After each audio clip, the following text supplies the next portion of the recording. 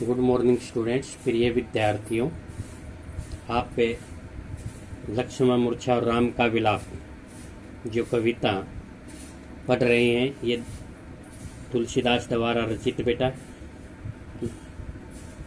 कवितावली में उत्तरकांड से ली गई है।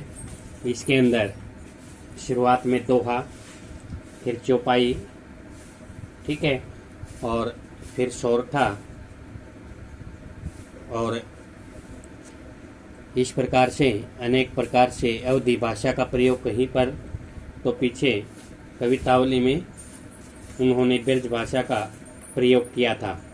इसके अंदर ये दर्शाया गया है कि किस प्रकार से जब राम मूर्छित हो जाते हैं और राम एक साधारण मानव की तरह से विलाप करते हैं, ठीक है। प्रभु राम से आज्ञा लेकर के जब हनुमान संजीवनी बूटी लेने जाते हैं तो आते समय हनुमान जी को राम को भरत से भेंट होती है, और वे सारी जब वे व्यथा या पीड़ा या कथा सुनाते हैं, घटना सुनाते हैं, तब वे भरत भी दुखी हो जाते हैं और भरत के बाहुबल की और शील गुणों की प्रशंसा करते हुए राम के चरणों में बार बार वंदना करते हुए हनुमान चल पड़ते हैं। उधर श्री राम जो है एक सामान्य मानव के समान विलाप करते हुए व्याकुल हो जाते हैं। लक्ष्मण को बार बार मूर्छित देख करके वे कहने लगते हैं कि आधी रात बीत गई है और हनुमान अभी तक नहीं आए हैं। तब राम ने अपने छोटे भाई को अपने हृदय से लगा लिया और कहने लगे कि तुम्हारा स्वभाव इतना कोमल है कि तुम मेरे किसी दुख को सहन नहीं कर पाते थे। मेरे हर सुख दुख में आपने साथ दिया है। यदि मैं ये सोचता कि ये जानता कि जंगल में भाई का बिछो होगा, भाई से बिछोड़ना पड़ेगा, तो पिता के वचनों को मैं कभी नहीं मानता। इस प्रकार से उन्होंने जो भाई के बारे में जो कहा है बेटा, उन्होंने कहा कि पुत्र, पत्नी, धन संपत्ति, भवन और परिवार तो इस संसार में बार बार मिल जाते हैं, लेकिन लक्ष्मण जैसा आदर्श भाई उन्हें नहीं मिल सकता। अर्थात जो एक ही पेट से पैदा होने वाले भाई जो होते हैं वो दोबारा से नहीं मिल सकते, क्योंकि यह संसार तो नश्वर है। और इस प्रकार से कहते हैं कि मैं तुम्हारे बिना भैया उसी प्रकार से विहीन हो गया हूँ जिस प्रकार से पंख के बिना पक्षी और मणि के बिना नाग या सांप और सूंड के बिना हाथी दीनहीन हो जाता है। उनका जीवन जिस प्रकार से इन पक्षियों का, पशुओं का और सांप का जीवन व्यर्थ होता है, उसी प्रकार से मेरा जीवन भी अब व्यर्थ है। मैं अयोध्या में जाकर क्या मुंह दिखाऊंगा। इस प्रकार अयोध्यावासी मुझे अनेक ताने देंगे कि पत्नी के लिए अपने प्रिय भाई को उन्होंने गवा दिया, और उन्होंने कहा कि नारी की हानि कोई विशेष हानि नहीं होती है। हे भाई, अब तो मेरे इस कठोर और निष्ठुर हृदय को अपयश और तुम्हारा शोक दोनों ही सहन करने पड़ेंगे। अर्थात तुम्हारी मृत्यु से मेरे हृदय को जो पीड़ा होगी उसे तो मैं जैसे तैसे सह लूँगा, लेकिन माता सुमित्रा को क्या मुंह दिखाऊंगा, क्योंकि तुम तो उनके एकमात्र पुत्र हो और तुम ही उन्हीं के प्राणों के आधार हो। मैं उन्हें क्या जाकर मुंह दिखाऊंगा, क्योंकि उन्होंने तो मुझे तुम्हें सब सुख देने वाले के रूप में सोच करके कि मैं तुम्हें सब सुख प्रदान करूंगा, तुम्हारा हाथ मुझे मेरे हाथ में दिया था, मुझे सौंपा था, ठीक है। और इस प्रकार से अनेक सोच विचार करते हुए उनके कमल के समान सुंदर नेत्रों से आंसू बहने लगते हैं, और इस प्रकार से एक सामान्य मनुष्य की तरह विलाप करके अपना रूप वे दर्शाते हैं। आगे जो सोरठा है बेटा, प्रभु श्री राम जब विलाप करते हैं तो सभी वानर और भालू जो हैं विलाप करते हुए दिखाई देते हैं, व्याकुल हो जाते हैं, परेशान हो जाते हैं, निराश हो जाते हैं। और जैसे ही हनुमान संजीवनी बूटी लेकर आते हैं तो वहाँ पर करुण रस के जगह पर वीर रस का आगमन हो जाता है, क्योंकि अत्यधिक खुशी छा जाती है। जब पहले जहाँ विलाप का वातावरण बना हुआ था, सभी खुश हो जाते हैं और सब में एक उत्साह जाग जाता है। राम के बारे में बताया कि बुद्धिमान भी हैं और दूसरे के उपकार को वे मानने वाले हैं। तो इसी प्रकार से उन्होंने तुरंत ही जो वैद्य से कहा कि आप अपनी औषधि का प्रयोग कीजिए और लक्ष्मण को जीवित कीजिए, तो इस प्रकार से उन्होंने उस औषधि का प्रयोग किया और लक्ष्मण उठ बैठ खड़े हुए। तब चारों तरफ खुशी का माहौल छा जाता है बेटा, और हनुमान उस वैद्य को दोबारा से उसी जगह पर ले जा करके छोड़ आते हैं लंका में, उसी रूप में जिस रूप में वे लेकर आए थे। तो यह खबर सुनते ही क्या होता है बेटा, दशानन जो है, रावण है, वो बार बार सिर धुनने लगता है और भाई कुंभकर्ण को जा करके अनेक जतन करके उन्हें नींद से जगाते हैं। तो इस प्रकार से आपने 6 पार्ट ये पढ़े हैं बेटा, ठीक है। पार्ट 6 हो चुके हैं बेटा। पार्ट 7वां आपको आज जो हम पढ़ाने जा रहे हैं, अंतिम और 7वां पार्ट, इसके अंदर तुलसीदास जी ने ये दर्शाया है कि कुंभकर्ण जैसे जागते हैं तो एक प्रकार से ऐसा लगता है जैसे काल का ही वो दूसरा रूप हो बेटा, ठीक है। एक रावण, एक राक्षस को, कुंभकर्ण राक्षस था बेटा, और उसकी तुलना स्वयं तुलसीदास ने कहा है कि वो काल के समान दिखाई दे रहे हैं। तो एक मृत्यु से करके उसको महत्ता प्रदान कर दी है, उसकी महत्ता को दर्शा दिया है।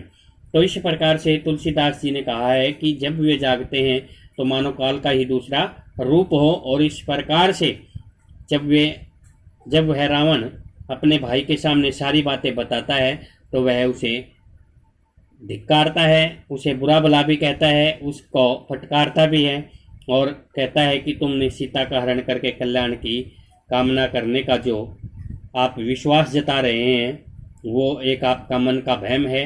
यह बड़ा ही अनुचित काम आपने किया है, इसलिए अब आपका कल्याण नहीं हो सकता। कुंभकर्ण भी ये बातें जानता है। तो आज 7वें जो पार्ट में देखना बेटा कि किस प्रकार से जागा निशिचर देखहु कैसा। जब रावण ने अनेक प्रयास करके कुंभकर्ण को नींद से जगा दिया था तो उस समय वह राक्षस ऐसा लग रहा था, जाग करके, निशिचर माने वो राक्षस, देख ही ऐसा देख रहा था, मानो कालो दे धरी वैसा, जैसे मान लो कि काल ने ही दूसरा रूप धारण कर लिया हो, ठीक है। मानो यमराज ने ही, काल ने ही शरीर धारण कर लिया हो, अर्थात उसका भयंकर जो रूप था बेटा वो दिखाई दिया है। और एक काल के समान उसकी तुलना करके उसकी महत्ता दर्शाई है कवि ने बेटा कि जागा, जिस पर जैसे ही निशिचर माने राक्षस, जैसे ही राक्षस कुंभकर्ण जागता है, देख ही कैसा, ऐसा देखता है, मानो काल हु देह धरी वैसा, जैसे कि यमराज ने ही क्या रख लिया हो बेटा, काल का रूप रख लिया हो, ठीक है। तो मानहु काल हु देह में मानहु मनो मानो जनो जानो जो जैसे ये होते हैं बेटा, उसमें उत्प्रेक्ष अलंकार। तो यहाँ पर मानो मान लिया गया है, ठीक है, मान लिया जाता है। तो इसी प्रकार से मान लो कि यमराज का ही रूप धारण ने कर लिया होता है, यहाँ उत्प्रेक्ष अलंकार है बेटा, ठीक है। कुंभकर्ण बूझा कहू भाई, कुंभकर्ण पूछता है, कुंभकर्ण बूझा माने कुंभकर्ण से पूछा, हे भाई, कुंभकर्ण ने पूछा कि कहो भाई का है तव मुख रहे सुखाई, तुम्हारा मुख किस लिए सूखा हुआ है। अर्थात रावण से बात प्रश्न करता है। जैसे वो जब उठते हैं तो वे जैसे ही देखते हैं कि अपने भाई रावण को अपने सामने, तो पास देखकर वे उससे पूछते हैं कि हे भाई, कुंभकर्ण बूझा माने कुंभकर्ण ने पूछा, कहो भाई का है किस लिए, तव मुख तुम्हारा मुख रहे सुखाई, तुम्हारा मुख कैसे सूख रहा है, अर्थात तुम्हारे मुख पर कैसी ये व्याकुलता है। तुम दुखी क्यों हो। कथा कही सब ते ही अभिमानी, उस अभिमानी ने जिसमें घमंड था बेटा, रावण में अहंकार था, घमंड था, और वही उसका पतन का कारण बना था बेटा। तो कथा कही तो माने कहानी, सारी कहानी कही, तब तय ही उससे कही अभिमानी माने अभिमानी ने, तब उस अभिमानी रावण ने सारी कथा उस कुंभकर्ण को सुनाई। जे ही प्रकार सीता हरि आनी, जिस प्रकार से उसने सीता का हरण किया था, जे ही प्रकार में जिस प्रकार से सीता का हरि माने हरण किया, आने माने लेकर आए थे। ठीक है, जिस प्रकार से वे सीता का हरण करके लाए थे, वे सारी कथा अभिमानी रावण ने किसके सामने कही बेटा, सीता के कुंभकर्ण के सामने कही बेटा। तात कपिन है सब निशिचर मारे, महामहाजोधा संहारे। तात भाई, अर्थात उसने जो हरण करने की जो सारी बातें बताई थी, और अब जो युद्ध के समय में, युद्ध में जो सारी चीज सभी मारे गए थे, कहा कि उस हनुमान ने हमें हरे, सब निशिचर मारे, महामहाजोधा संहारे। तात कपिन है, कपिन माने कपि माने बंदरों को, बंदर ने उस कपिन के लिए यहाँ हनुमान के लिए आया है कि हे भाई, उस बंदर ने सब निशिचर मारे, सब राक्षसों को मार दिया है। महामहाजोधा संहारे, महान योद्धाओं को भी उन्होंने मार गिराया है। हमारे सारे राक्षसों को, जो महान योद्धा थे बेटा, उन सभी का संहार उस हनुमान ने कर दिया है। अर्थात उन राक्षसों के जो स्वामी हैं वानरों के जो प्रमुख हैं हनुमान, उन्होंने, तात माने भाई, हे भाई, उस हनुमान ने हमारे सभी राक्षसों को और उन महान योद्धाओं को का संहार माने संहार कर दिया है, उन्हें मार दिया है। दुर्मुख सुररिपु मनुद आहारी, भट्ट अतिकाय कंपन भारी। ये सभी राक्षसों के नाम है बेटा, दुर्मुख, सुररिपु। ठीक है, सुररिपु माने होता है बेटा देवताओं के जो शत्रु थे। मनुज भी एक राक्षस का नाम था। आहारी माने आहार करने वाला, मनुष्य का जो आहार करता था। भट्ट माने बड़ा, अतिकाय बड़े शरीर वाला, अकंपन भी था, भारी। जो ये बड़े बड़े योद्धा थे उनके पास, कौन कौन बेटा, दुर्मुख, सुररिपु, मनुज, आहारी, अतिकाय, अकंपन, भारी आदि। भारी जो अच्छे योद्धा थे वे क्या हुए, अपर भी ये योद्धा का ही नाम है। महोदर भी योद्धा का ही नाम है, महान है उदर जिसका। ठीक है, आदिक बीरा, ये सभी जो हैं परे समर महिषभ रणधीरा। सभी योद्धा जो हैं रण कौशल में, वीर युद्ध में प्राप्त हो गए हैं, वीर गति को प्राप्त हो गए हैं। अनेक योद्धा जो हैं वीर गति को प्राप्त हो गए हैं। तो ये सभी राक्षसों के नाम है बेटा, दुर्मुख, सुररिपु, मनुज, आहारी, भट्ट अतिकाय, अकंपन भारी, अपर और महोदर और आदिक। ये सभी जो हैं बेटा क्या हैं, ये सभी राक्षसों के नाम हैं बेटा। तो ये कहा है कि ये सभी परे माने पड़े हैं, समर माने युद्ध भूमि में सब पड़े हैं। रणधीरा माने ये रणधीर, ये रण कौशल, ये भारी योद्धा जो हैं रण के में धैर्य रखने वाले थे, ये सभी युद्ध भूमि में मरे पड़े हैं, ये सभी वीरगति को प्राप्त हो गए हैं।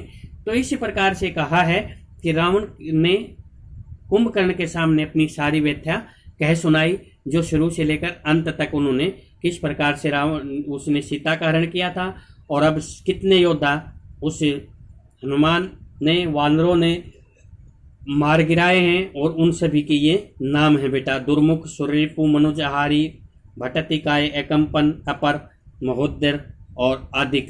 ये सभी जो हैं बेटा क्या हैं, ये सभी मारे गए हैं। और उन्होंने कहा कि ये अनेक योद्धा जो हैं वीर गति में को प्राप्त हो गए हैं, अनेक योद्धा वीर गति को प्राप्त हो चुके हैं। सुनी दशकंदर वचन तब मत कुंभकर्ण बिलखान। सुनी दशकंदर कौन है बेटा, दशानन दशकंदर रावण का नाम है, दशकंदों वाला। ठीक है, तो क्या कहा है, सुनी दशकंधर, रावण के वचन सुन करके, रावण की ये बातें सुन करके कुंभकर्ण जो है बिलखान होते हैं, व्याकुल हो जाते हैं।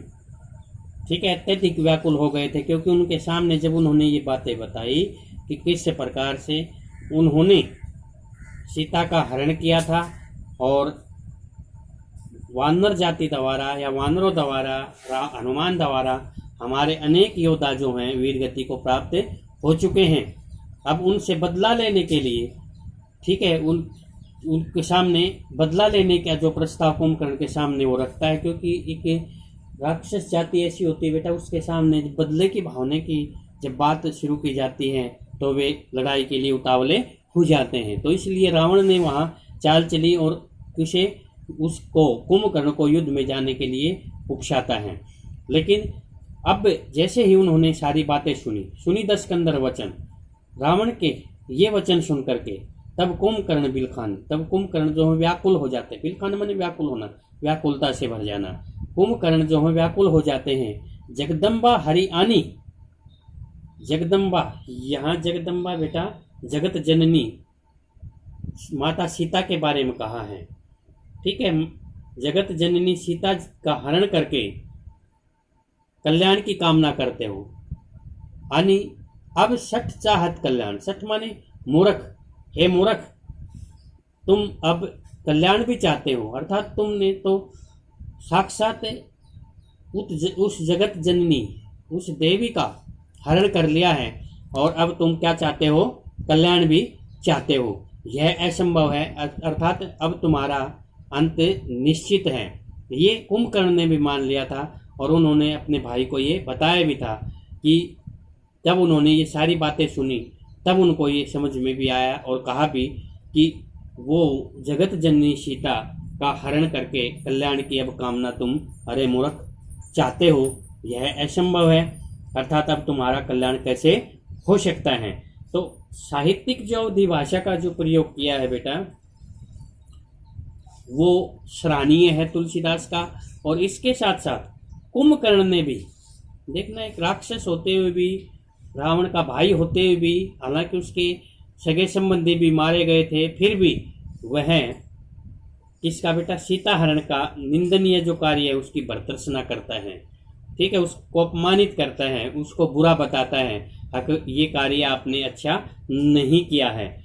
तो मुख्य सूखना जो है, पिछले जो पद्यांश में आप आया था, मुख रही सुखाई, ये जो मुहावरा प्रयोग किया था बेटा, मुख सूखना मुहावरे का सुंदर प्रयोग किया है। मुख सूखने का मतलब है कि वो बहुत व्याकुल हो जाते हैं, व्याकुलता से मुख सूख जाना, बिल्कुल व्याकुल हो जाना, बेचैन हो जाना, मुख पे व्याकुलता के भाव दिखाई देना, तो ये दिखाया है बेटा। तो इस प्रकार से जो कवि है बेटा गोस्वामी तुलसीदास ने, उसके अंदर, इस कविता के अंदर, सारी कविता के अंदर आपने 7 भागों में इस कविता को पढ़ा है और देखा है कि किस प्रकार से जो है तुलसीदास जी ने अवधि भाषा का कितना सार्थक प्रयोग उचित ढंग से कर दिया है। क्योंकि एक साधारण मानव की तरह एक हनुमान राम को, ठीक है, भगवान को रोते दिखाया गया है और एक प्रकार से हमें उस रामायण के उस भाग से अवगत करा दिया है, उससे साक्षात करा दिया है जो हम आम तौर पे बहुत ही मुश्किल से देख पाते हैं, समझ पाते हैं बेटा। तो इस कविता में आपने ये पढ़ा बेटा। तो इस आधार पे आप कुछ छोटे प्रश्न बेटा नोट करें कि कुंभकर्ण जागता हुआ कैसा प्रतीत हो रहा था। कुंभकर्ण जागता हुआ कैसा प्रतीत हो रहा था। मानहु कालु देह धरी, मानहु कालहु देह धरी में कौन सा अलंकार है। अगला प्रश्न है कि श्री राम ने लक्ष्मण को हृदय से लगाया तो कौन प्रसन्न हो गए थे। श्री राम ने लक्ष्मण को हृदय से लगाया तो कौन प्रसिद्ध हो गए थे। अगला प्रश्न है लक्ष्मण के जीवित होने की खबर सुनकर किसके पास रावण गया। रावण किसके पास गया। उन्होंने जो योद्धा, रावण ने जो योद्धा युद्ध भूमि में मारे गए उनमें से किन्हीं 4 के नाम लिखिए बेटा, किन्हीं 4 के नाम लिखिए। सीता को कुंभकर्ण ने क्या माना है। सीता माता को कुंभकर्ण ने क्या माना है। तो ये प्रश्न बेटा आप कॉपी में नोट करें। Thank you. ओके बेटा।